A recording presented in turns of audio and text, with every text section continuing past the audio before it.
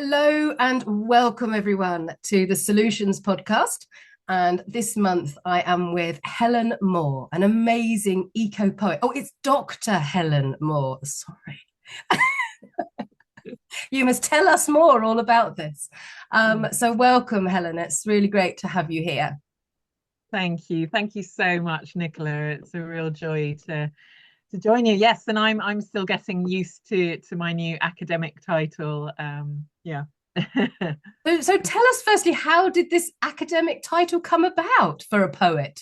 Well, it was an incredible honor, actually. I was invited by Professor Aaron Stibbe, who's a professor of ecological linguistics, ecolinguistics at the University of Gloucestershire, to do a PhD by publication. Now, I'd never even heard that this existed, but the idea is that the body of published work that I already had, my eco poetry collections, and essays that I'd written around subjects related to ecology, language, poetry, uh, effectively constituted a PhD. So all I had to do, which it was an interesting challenge, was write up to 25,000 words to justify why this body of work deserved a PhD. So I had to prove that it was a significant, independent, and original contribution to the field. So it's interesting having that opportunity to reflect back on one's creative practice and to bring a more critical focus to it. So I was drawing on fields of eco-criticism, eco-linguistics to look at my work and surveying the wider field of eco-poetry. And yeah. But anyway, the examiners agreed that it deserved a PhD, so I got that towards the end of last year. Very exciting. Well done, you. And I just last weekend I was up at the Oxford Real Farming Conference, and I gifted your book to these dear friends who were hosting me. He's very involved with the rivers, so I thought, oh, I've got the perfect gift. And we read out loud between the three of us, taking it in turns to read aloud. And I'd like you to talk a little bit about this, the difference with reading quietly to yourself and how different it is when you read out loud. And it seems, especially for poetry, it's a very different thing, even if you're by yourself and you're reading out loud. And yeah, just wondering if you could comment a bit about, yeah, the phenomenon of reading out loud. So, well, first of all, you're talking about my new book, River Run, which came out towards the end of last year, and it's an eco-poetic trilogy. So it's a series of three long-form landscape eco-poems about rivers and specifically also wild Atlantic salmon. Um, so I'm curious, first of all, which part of it you were reading? Was there a particular section that you focused on, or? Well, we started from the beginning and we read all of Findhorn. Oh, right. Wow. Oh, beautiful. Okay. So, well, I mean, with the Findhorn Bay piece, which, was inspired by living up near Findhorn Bay and walking sections of the River Findhorn and sort of imagining and researching the journey of the salmon returning to their natal river. There are sections of that, for example, when I'm writing about the impact of the shooting of the wild geese on Findhorn Bay. So there are actually different voices in that section, where I'm sort of voicing the entitlement of the shooters to come and shoot the geese, which they don't even take to eat. They just often leave the carcasses rotting on the bay, which is actually a nature reserve. It's entirely shocking that this happens. These beautiful pink-footed geese who return from the Arctic, where they breed in the summer, and they come and overwinter on Findhorn Bay. So yeah, so I mean that section of that long form poem kind of lends itself in a way to these different voices, voicing the shooters, voicing, the rights of nature. There's all those different dimensions. So I could imagine that reading that section aloud, would have really amplified it. But I mean, more broadly, poetry has its roots as an oral art form. Before writing evolved, poetry, was an entirely oral phenomenon. And poetry is about a kind of a particular form of communication which has a musicality, has rhythm, has rhyme, is written in a very compressed, concise way that it creates almost like an incantation. So it entirely lends itself to be, it's designed to be read aloud. And but I think, coming together as a group, there's something even extra special about that, because then there's the sort of energy of the group, the engagement of the group. And yeah, I mean, I've often had experiences, in poetry groups of reading pieces aloud. And yeah, I think because it's also like, as you're reading the poetry, you're imagining collectively the scenes that I'm describing. So maybe it's something about that kind of that collective imagining, as well as the phenomenon of the sound, the different voices that are coming through, and the more than human voices that are being communicated through the words. So it's yeah. I mean, I think it's the kind of thing that we could spend a long time unpacking what exactly is going on. But I'm so delighted that you had that experience. So thank you. And it's interesting to, as you say that, thinking about the energy of, the beauty, and we're reading it and it's, oh, it's, these really beautiful bits, and the descriptiveness, and then all of a sudden, yes, there's the horror, and the energy of the group, and the sadness in the group, and and that kind of, also that energetic journey, as we did, and some of us were better at doing the voices than others, and it was just this really, yeah, it was a very, almost like a bonding thing as well between us, to be able to Mm, share a story. But when you were talking, I just kept thinking it is really kind of spoken song. mm, yes, And yes. so that, just, yeah, to really taking it out of the book into bringing it, to life, really.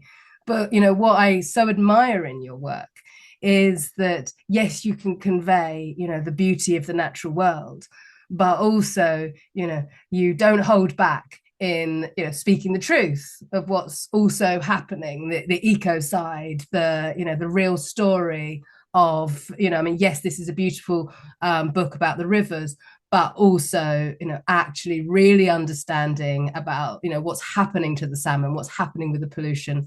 And so, balancing those two sides together, it's so important. And I don't think there's that many people that actually do that. Yeah, yeah, yeah. I think, it's yeah, well, I mean, it sort of comes out of my practice that I've developed over 20 years of holding, excuse me, simultaneously the joy, the beauty, the awe that I can experience, and the deep connection, the feeling of co-creation with the more than human world, and at the same time the intense pain, sorrow at the fact that we're living through the sixth mass extinction. And yeah, noticing in my lifetime, massive changes. I've lived rurally quite a lot of my adult life, and in different parts of the UK. And so yeah, I've witnessed and had that sort of deep engagement. So I suppose it's not surprising that my work reflects that. I've also been an activist on the front line, particularly in the anti-fracking movement. So I've inhabited these different places. I have a sort of pagan, eco-spiritual inclination. So, my work encompasses that sort of broad spectrum of the political, the spiritual, the ecological. Yeah, and at the same time, I've been on this deep journey of, trying to deconstruct my conditioning as a Westerner. We've all been conditioned by an anthropocentric culture. And I came to realize that, more than 20 years ago. And had this, and continue to have this ongoing inquiry as to what would it be like to have a much more ecocentric consciousness of the kind that many indigenous peoples around the world have, and how would it be to really know that I am a human mammal, that I am deeply interconnected with the ecosystems, locally and more globally. And yeah, it's an interesting journey to be on, and to sort of is a decolonizing kind of process, as well as a sort of deepening embodied journey, relational journey. Well, I'm so pleased to see that the concept of nature really being spoken about quite a lot recently. And I was actually contacted by Lawyers for Nature, who asked me if I could contact some Indigenous friends and ask them for their definition of nature, Mm. because of the problem that the current dictionary definition is, da di da di da di da di da di da di da, excluding humans. Yeah. And we see it around the world where, conservation and protecting nature means that we can't have any humans there. So the indigenous people are kicked out.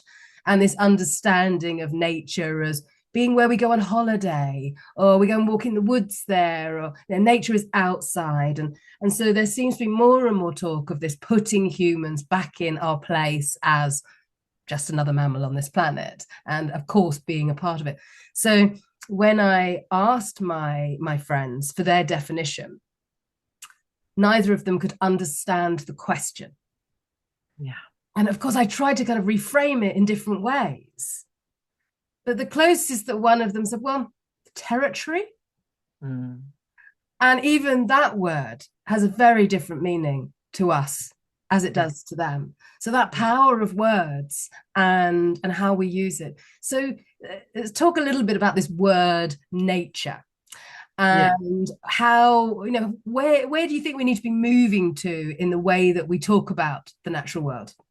Mm. Yeah, no, I mean, it's such a brilliant question, and I'm, so interested in hearing about that Indigenous response.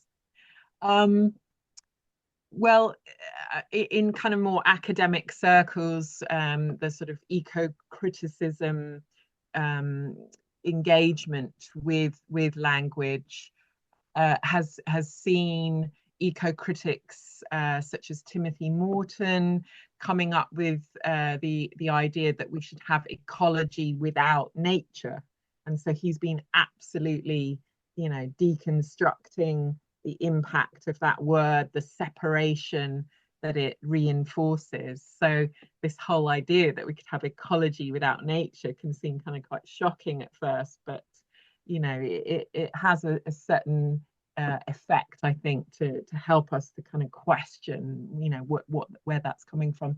Other eco critics have said, well, actually, that's not necessarily that helpful. The word nature has a kind of rallying call to it. We it's not always that helpful to get into sort of very academic intellectual places about things, especially at the more grassroots level. So I think we do need to probably stay with the word nature, because it has such resonance on so many different levels. Certainly when we add the epithet mother nature, that changes it. Um, but I mean, as you know from having read my poems, I put capital letters for all the more than human beings for their common names. So bee, wasp, they're all written with a capital B, capital W. It doesn't matter whether they're charismatic megafauna or whether they're teeny tiny creatures, they all get given a capital letter to show that they deserve more status than what our industrial Western culture has given them. And yeah, so similarly, nature, I write with a capital N, but I also often put it in scare quotes and single quotations to kind of just subtly point, nature, to sort of show, well, nature, but we are part of nature. I also use words like humanimal. I like to use that as a sort of reminder that we are human mammals. And other little touches that I put in my writing that are sort of related to this whole question are that I try not to use it for more than human beings. I'll use he or she if it's obvious what sex they are, or they. So it's interesting how the whole, in human terms, the whole sort of non-binary movement can actually also carry over into how we're engaging with the more than human world. I also use who instead of which. So normally people say the fox which jumped over the fence. To me, that just sounds wrong now. I'm so used to saying who, the fox who jumped over the fence. Um, yeah, so I think it's fascinating and really interesting, but there's still so many problems with our language. I mean, just the word environment that is used all the time literally means what is around us, and yet that's not the reality. We are intra-penetrated by the ecology, the air we breathe, the food we eat, the water. It's flowing in and out of our bodies. And so that word, the environment, just reinforces an incorrect perception of our relationship. And then another one that's a real bugbear is natural history. Like natural history, like makes it sound as though it's taxidermied specimens in a museum, and yet we're talking about living beings, a living ecosystem. So yeah, I think it's very interesting. It's reminding me of a couple of lines I wrote down from the Oxford Real Farming Conference. One was, "There's no such thing as wasteland." Mm, And again, it's like, yeah, we talk about, oh, yeah, that's just wasteland. And how does that piece of land feel about being called wasteland? yeah. And just words that we use all the time without really thinking of the meaning. And we know from indigenous communities all around the world this kind of personification of nature, of the rocks of beings, that everything has spirit and is alive. And we've kind of come so far away from that. So yes, what did you find in your exploration of indigenous language and the way that they write or speak, or did you look into indigenous language? I mean, a little bit. I mean, both you and I have experiences of living in Australia. And so, as you all know, the word country is very important in Indigenous cultures in Australia. Obviously, I'm not talking about some homogenous Indigenous culture. There are multiple Indigenous cultures and languages. Um, but that when they're using English to talk about their relationship with the land, they talk about country. And I mean, I read an Indigenous woman who is trying to unpack for the Westerner what country exactly means. And it just is so multi-layered. I can't remember right now exactly all the permutations of it, but it sort of means hearth, it means kind of soul place. It just has so many connotations in the Indigenous mind.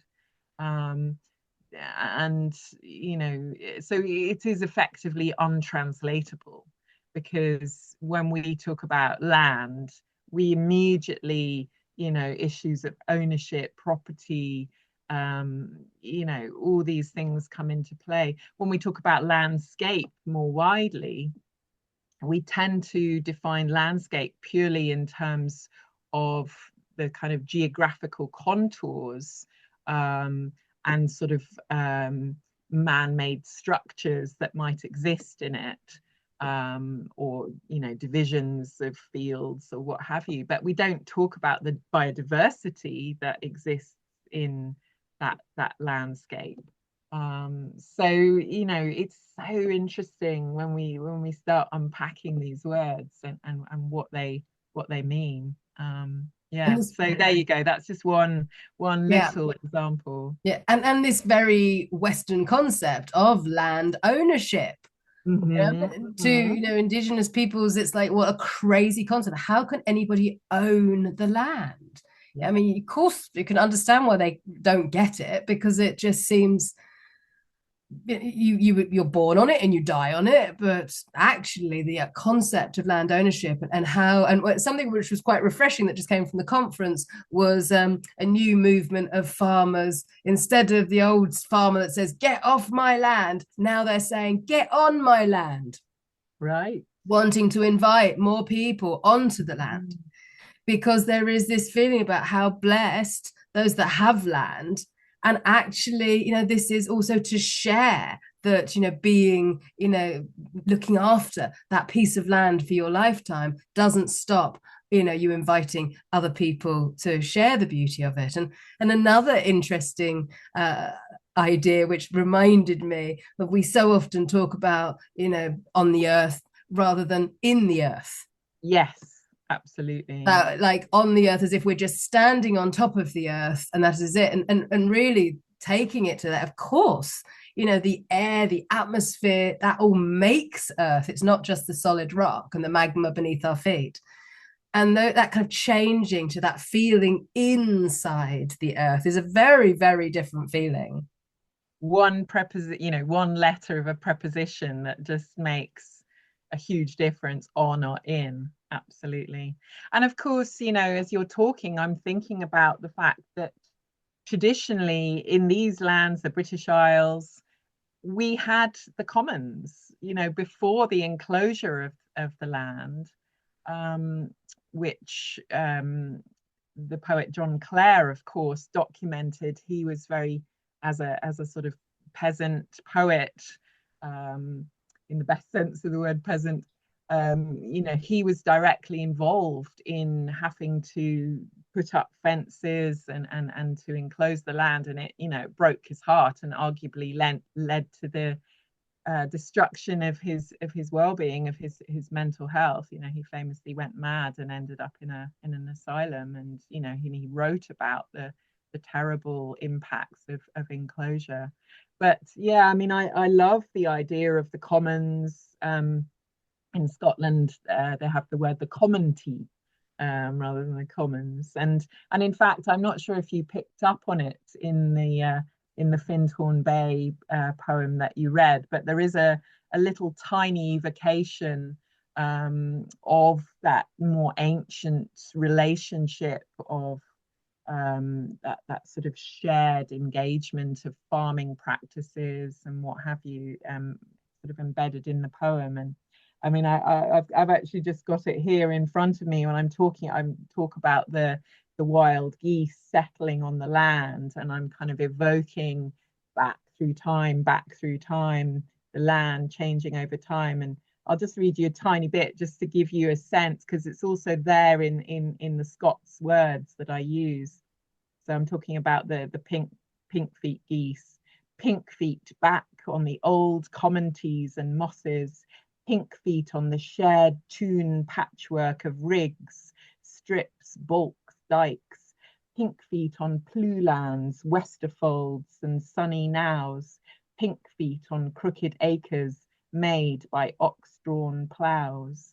And so in some of those words, the tune, the town tune patchwork of rigs, strips, bulks, dikes. That was a way in which the land was divided, but in a sort of shared, kind of communal approach to agriculture.